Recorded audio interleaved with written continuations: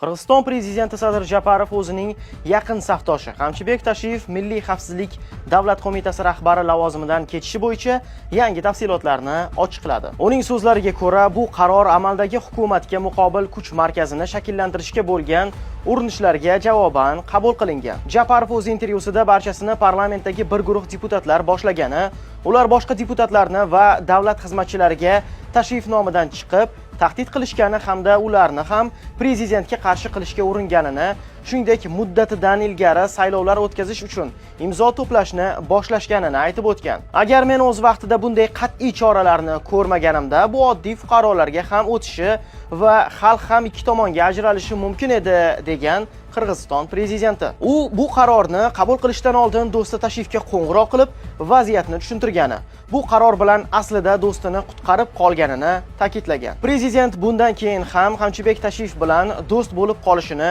qo'shimcha qilgan. Shuningdek, Japarov ayni vaqtda tergov harakatlari olib borilayotgani, muddatidan oldingi saylovlar o'tkazish bo'yicha kampaniya bo'yicha tergovdan so'ng izoh berilishini ma'lum qilgan.